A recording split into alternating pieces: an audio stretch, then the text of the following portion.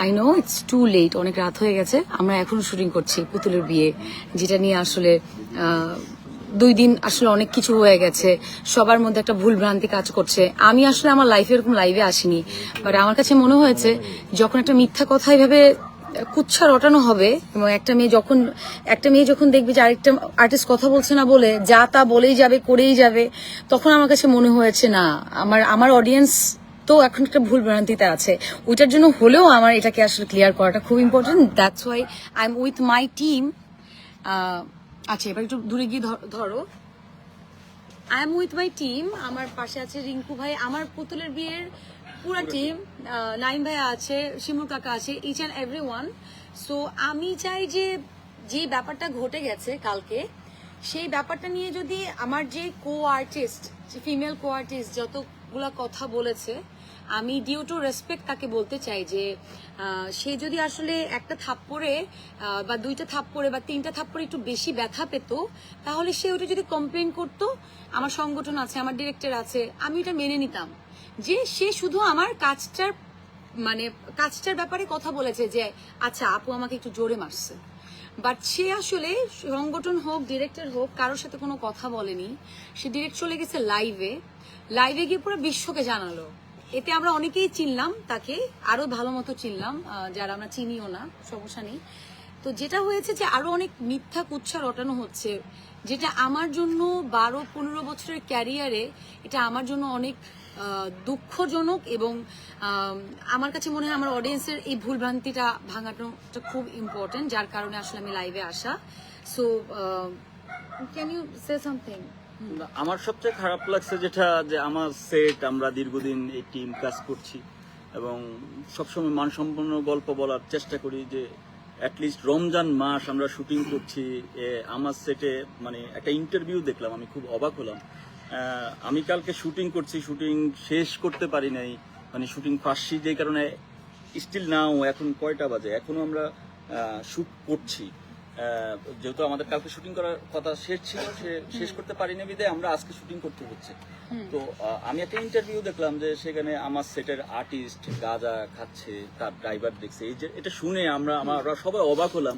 রমজান মাস, একটা outdoor location আছে, এখানে অনেক ধরনের মানুষ, একটা অ্যাডভোকেটের বাসা, ওনাদের ফ্যামিলি মেম্বার, আমরা লোকেশনটা রেকি করে ম্যানেজ করে ওনাদেরকে এই কাজটা লোকেশন গল্পের কারণে আমরা এই জায়গায় আসছি শুটিং করার জন্য। সেই জায়গায় মানে এরকম একটা এলিগেন্ট, মানে এরকম একটা কথা বলা, এটা তো আমার জন্য অ্যাজ এ ডিরেক্টর বা আমার টিমের জন্য এটা খুবই বাজে। কারণ রমজান মাস বা রমজান মাস না হোক, মানে জিনিসটা হচ্ছে মানে গাঁজা খাচ্ছে বা উনি যে কথাটা বলছে এটা খুবই ভিত্তিহীন।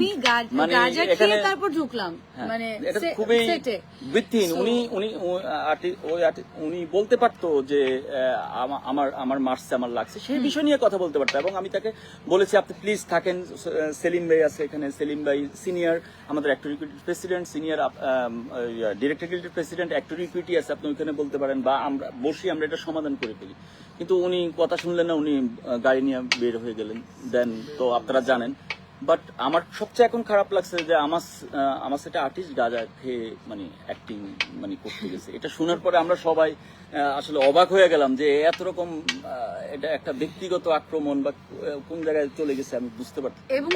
এবং এটা আমাদের খুব খারাপ লাগছে, মানে অ্যাজ এ ডিরেক্টর আমার খুব খারাপ লাগছে যে আমার সেটে এই ধরনের ঘটনা। ড্রাইভারের কথা শুনে সে এটা কেন মন্তব্য করবে? এটা সে কি তার আবার আউটডোরে একটা শুটিং, তারপর সে ড্রাইভারের উপর চাপাই দিল যে আমি ড্রাইভারের মুখে শুনছি।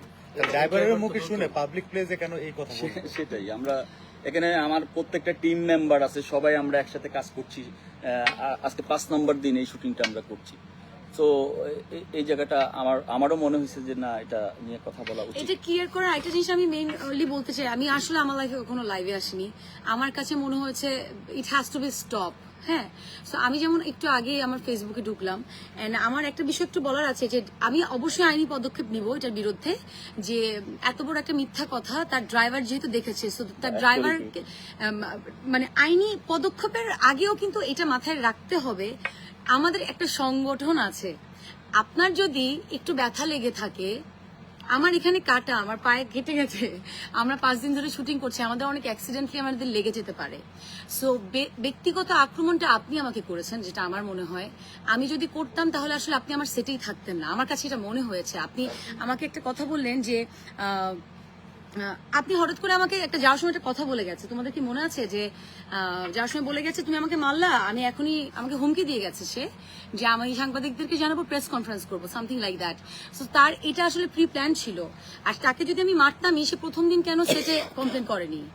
আমি তো তাকে মেরেছি for my character, for my story.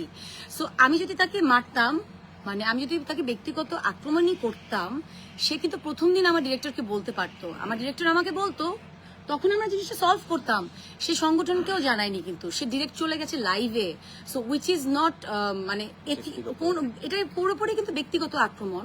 আমার মনে হয় ব্যক্তিগত আক্রমণটা সে করেছে, সে একটা আরেকজন অ্যাক্টরের নাম নিচ্ছে, এগুলো নিয়ে আমি কোনো কথা বলতে চাই না, একদমই কথা বলতে চাই না। বাট আমি আরেকটা কথা বলতে চাই, আমি আইনি পদক্ষেপ নিব এটার জন্য। যে মিথ্যা কথাটা সে রটাচ্ছে, তার মনে হয়েছে আমরা চুপ আছি। এতগুলা মানুষ এখানে, এতগুলা মানুষকে আমি জোর করে, তারা বাধ্য না কিন্তু আমাকে নিয়ে কথা বলতে, বা এতগুলা মানুষ কিন্তু জোর করে এখানে দাঁড়াবে না আসলে। সো আমি এটা দেখার পর আমার কাছে আসলে খুব খারাপ লাগলো। আমি রিঙ্কু ভাইকে বললাম যে রিঙ্কু ভাই, it has to be stop now. আর আমি এখন আইনি পদক্ষেপ নিব, তার আগে আমি আমার সংগঠনের সাথে বসবো। বাট এটা আমার প্রোটেস্ট করতে হবে, বিকজ আমাদের যে কোনো সেক্টর কি মানুষ অনেকে নেগেটিভ মনে করে, অনেকে পজিটিভ মনে করে, সব জায়গায় পজিটিভ নেগেটিভ আছে। বাট এই মিথ্যা কথাটা রটানো বা বলা ইন ফ্রন্ট অফ পাবলিক, আমার কাছে এটা কোনোভাবে এথিক্যাল মনে হয় নাই। সো আমার কাছে মনে হয়েছে I need to clear this things, যেটা পুরোপুরি মিথ্যা। ওয়াশরুমে 1 ঘন্টা থাকা, নেশা করা। ফার্স্টে সে একটা কথা বলেছে যেটা আমি বুঝিই নাই। সে বলেছে যে তার গায়ে থেকে একটা গন্ধ আসছে, 1 ঘন্টা ওয়াশরুমে ছিল। আই ওয়াজ কনফিউজ যে কি বলছে।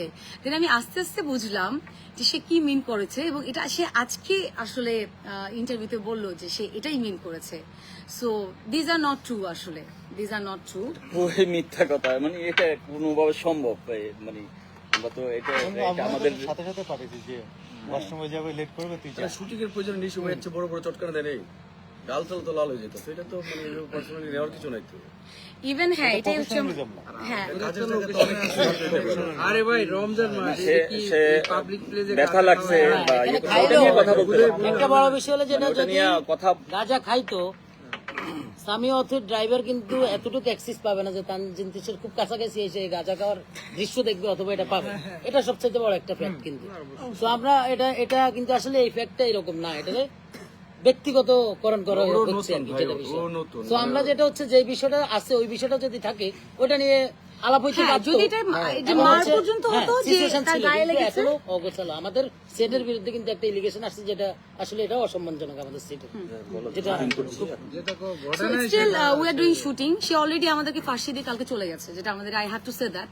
ইভেন আমি কালকে আমার সংগঠনকে যেমন জানিয়েছি, আমাদের সেটে কিন্তু আমার বাবাকে অ্যাক্ট করছে সেলিম ভাই আমাদের সেটে ছিল, সেখানে সেলিম ভাই সেটে ছিল, তার সাথে কথা বলেনি। আমাদের সিনিয়র আর্টিস্ট, আমাদের ওইটাও আমার একটু বলার আছে যে আমাদের এই পরিবারের জিনিস আমরা নিজেরা সমাধান না করে আগে পাবলিক প্লেজে নিয়ে যাই, তাহলে পাবলিক আমাদের কি পাবে? এটা আমাদের যেমন সম্মানহানি হচ্ছে, সবারই সম্মানহানি হচ্ছে। So, এবং আমার কাছে এটা মনে চিন্তা করা হয় উচিত সবার আগে। এটা আমি আসলে এটা আমি জানি না, আমার দর্শক যারা সেট আমাদের শুটিং করতে হবে। হ্যাঁ। সো আমরা এখন প্রত্যেক সেটে আছি। ফ্যামিলিতে টুকটাক ঝগড়া হয়, তো আগে ফ্যামিলি মিট করতে হবে। ইভেন তো আমি যদি বলি ওই জায়গা থেকে, সো আসলে আর কিছু বলার নাই। আমরা এখনো মানিকগঞ্জে শুটিং করছি, স্টিল আমাদের বোধহয় একটা সিন আছে, অনেক ইম্পর্টেন্ট ভাইটাল সিন। আমরা অলরেডি একদিন ফেসে গেছি। এই আর্টিস্ট আমার যে কো আর্টিস্ট চলে গেছে হঠাৎ করে। সো আমরা অলরেডি ক্ষতিগ্রস্ত এটার জন্য। আমরা তখনই ওখানে সলভ করতে পারতাম, যদি তার একটু থাপ্পড়টা একটু জোরে লেগে যায়, সে বললেই পারতো যে আমার এটা জোরে লাগছে, এটা কি। বাট এটা এত পর্যায়ে নিয়ে যাওয়া, আসলে তার এটা প্রফেশনাল জায়গা, আরো বেশি হাইলাইটেড হওয়া ছাড়া আসলে আর কিছু না, এটা আমার মনে হয়। এনিওয়ে, আইন আছে এবং আমাদের অ্যাক্টর সিকিউরিটি আছে, আমাদের ডিরেক্টর গিলস আছে, তারা এখন সুবিচার দিবে, সুবিচারটা তারাই দিবে, আই হোপ সো। আমার মনে হয় এরকম সোশ্যাল মিডিয়াতে কুচ্ছা রটানোর কোনো দরকার নাই। তুমি তোমার কাজ দিয়ে বড় হও, এরকম কুচ্ছা দিয়ে বড় হও না। Thank you so much.